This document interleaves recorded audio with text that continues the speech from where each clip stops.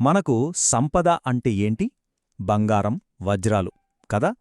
కాని కొన్నిసార్లు అసలైన సంపద అవేమీ కాదు. తరతరాలుగా మనకు అందుతున్న శక్తివంతమైన మాటలే నిజమైన నిధి. సరే, ఈరోజు మనం అలాంటి ఒక పురాతన జ్ఞాన నిధిని, ఒక రహస్యమైన నిధిపేటికను తెరవబోతున్నాం. ఆ తల్లి స్వరూపమెలాంటిదో చూడండి. మల్లెపువ్వు, చంద్రుడు, మంచు, ముత్యాలహారం. ఎంత స్వచ్ఛంగా, తెల్లగా ప్రకాశిస్తోందో. తెల్లని వస్త్రాలు ధరించి, చేతిలో వీణ పట్టుకుని, తెల్ల తామరమీద కూర్చుని ఉంటుంది. ఆ జ్ఞానానికి అతిదేవత సరస్వతీమాతకు మన నమస్కారం. మనలో చాలామందికి ఈ ప్రార్థన తెలిసే ఉంటుంది. కాని ఎప్పుడైనా ఆలోచించారా? ఇంత అద్భుతమైన, కాలానికి అతీతంగా నిలిచిన ఈ మాటల వెనుక ఎవరున్నారు? ఈ ప్రార్థనను ఎవరు రచించారు? ఆ రహస్యాన్ని తెలుసుకోవాలంటే మనం కొన్ని వేల సంవత్సరాలు వెనక్కి వెళ్ళాలి. వెళ్దామా? సరే, ముందుగా మనమంతా తరచుగా వినే ఈ ప్రసిద్ధ స్తోత్రం మూలాలు ఎక్కడున్నాయో చూద్దాం. దీని వెనుక అసలు కథేంటో తెలుసుకుందాం. మనం ముందుకు వెళ్లే ముందు ఒక చిన్న విషయం. స్తోత్రం అంటున్నాం కదా, అసలు దాని అర్థమేంటి? ఇది కేవలం ఒక పూజలో చదివేది కాదు. భక్తితో, ప్రేమతో, ప్రశంసతో దైవాన్ని కీర్తించే ఒక పవిత్రమైన పాటన్మాట. ఇది దేవుడికి, మనకీ మధ్య ఒక వారధిలా పనిచేస్తుంది. ఇంతకీ మనం మొదట్లో విన్న ఆ సరస్వతీ స్తోత్రం ఎవరు రాశారో తెలుసా?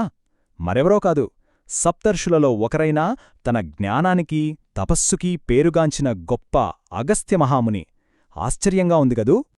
అయితే అగస్త్యుని కథ ఇక్కడితో అయిపోలేదు. ఆయన ప్రయాణం ఒంటరిది కాదు. ఆయనతో పాటు ఆయనకు తోడుగా ఒక శక్తివంతమైన భాగస్వామి కూడా ఉన్నారు. వాళ్ళిద్దరూ కలిసి ఒక అద్భుతమైన జంటగా నిలిచారు. అవును, అగస్త్యుడు అంటే మనకొక ఏకాంత ఋషిలా అనిపిస్తాడు. కాని నిజానికి ఆయన భార్య లోపాముద్ర ఆ రోజుల్లో ఒక మేధోపరమైన ఆధ్యాత్మిక శక్తి కేంద్రంలా వెలిగారు. చెప్పాలంటే ఒక ఏన్షియంట్ పవర్ కపుల్ అన్నమాట. లోపాముద్ర అంటే కేవలం అగస్త్యుని భార్య మాత్రమే కాదు, ఆమె స్వయంగా ఒక గొప్ప తత్వవేత్త, కవయిత్రి. ఆమెను ఋషిక అని పిలిచేవారు. అంటే స్త్రీ ఋషి అని అర్థం. అగస్త్యునికి ఏమాత్రం తీసిపోని విధంగా ఆమె కూడా ఎంతో శక్తివంతమైన స్తోత్రాలను రచించారు. మరి వీళ్ళిద్దరూ రాసిన ఈ అద్భుతమైన జ్ఞానం, ఈ రచనలన్నీ మనదాకా ఎలా వచ్చాయి?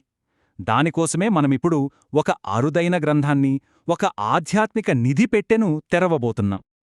ఆ గ్రంథం పేరే ఋషి అగస్త్యకృత్ స్తోత్రమంజూషా. ఆ పేర్లోనే ఉంది కదా అంతా. మంజూషా అంటే నిధిపెట్టే అని. అగస్త్యుడు రచించిన స్తోత్రాల నిధిపేటిక. వారి రచనలన్నింటినీ ఒకచోట చేర్చిన ఒక అమూల్యమైన సంకలనమిది. ఇక్కడో ముఖ్యమైన విషయం గమనించాలి. ఈ పుస్తకం కొత్తగా రాసింది కాదు, ఇదొక డిస్కవరీ అన్నమాట.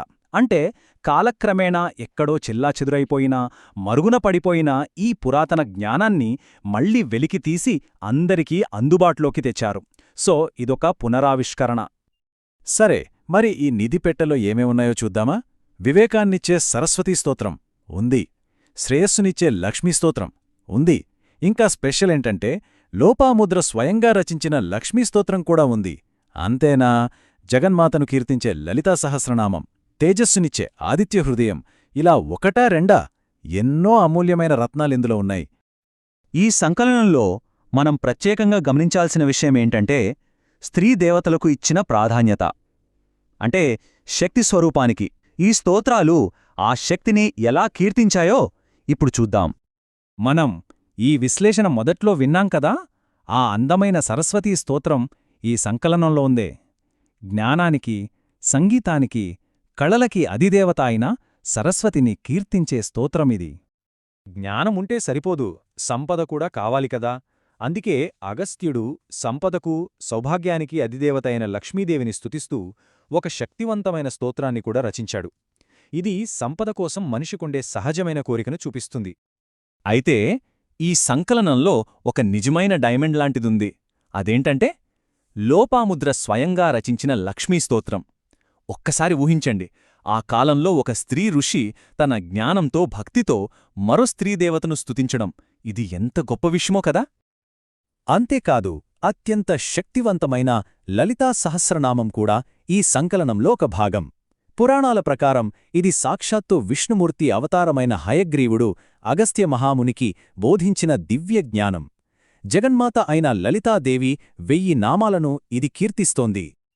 స్త్రీ దేవతలతో పాటు ఈ సంకలనంలో ఇంకో శక్తివంతమైన యాంగిల్ కూడా ఉంది. అది భౌతిక ప్రపంచంలో మనకు కనిపించే శక్తి, కాంతికి సంబంధించింది. అదే మనందరికీ తెలిసిన ఆదిత్య హృదయం, సూర్యభగవానుని స్తుతించే ఒక పవర్ఫుల్ మంత్రమిది. తేజస్సు, శక్తి, ఆరోగ్యానికి మూలం సూర్యుడే కదా. ఈ మంత్రం ఎంత పవర్ఫుల్లో చెప్పడానికి ఇంతకంటే గొప్ప ఉదాహరణ ఉన్నదేమో. రావణుడితో యుద్ధం చేస్తున్నప్పుడు శ్రీరాముడు కాస్త అలసిపోతే స్వయంగా అగస్త్య మహాముని యుద్ధభూమికి వచ్చి విజయం నీదే అని ధైర్యం చెబుతూ ఈ ఆదిత్య హృదయాన్ని ఆయనకు ఉపదేశించారు. సరే, ఇదంతా బాగుంది. కాని 1000 ఏళ్ల కిందట రాసిన ఈ స్తోత్రాలు ఈరోజు మనకెందుకు? వాటిలో అంతా శక్తేముంది? ఎందుకంటే ఇవి కేవలం దేవుణ్ణి పొగిడే పాటలు కాదు. ఇవి నిర్దిష్టమైన ఫలితాలను ఇచ్చే శక్తివంతమైన సాధనాలు. ఉదాహరణకు సరస్వతీ స్తోత్రం చివరన ఫలశ్రుతిలో ఏం చెప్పారంటే 6 నెలలపాటు దీన్ని క్రమం తప్పకుండా పఠిస్తే ఎలాంటి భయాలైనా తొలగిపోతాయి, అనుకున్న పనులన్నీ విజయవంతమవుతాయి. కాబట్టి మనం చివరిగా అర్థం చేసుకోవాల్సిందేంటంటే, ఈ స్తోత్రాలు కేవలం భక్తిగీతాలు మాత్రమే కాదు. అవి జ్ఞానం, సంపద పొందడానికి, అలాగే మన గొప్ప వారసత్వంతో కనెక్ట్ అవ్వడానికి మన పూర్వీకులు మనకిచ్చిన పవర్ఫుల్ టూల్స్. ఈరోజు మన జీవితాల్లో ఎన్నో డిస్ట్రాక్షన్స్, ఎన్నో టెన్షన్స్ కదా. మరి ఇలాంటి టైంలో ఒక్క క్షణం ఆగి పూర్తి ఫోకస్తో, భక్తితో దైవాన్ని ప్రార్థిస్తే మనం ఎలాంటి ప్రశాంతతను, ఎలాంటి జ్ఞానాన్ని తిరిగి పొందగలం? ఒక్కసారి ఆలోచించండి.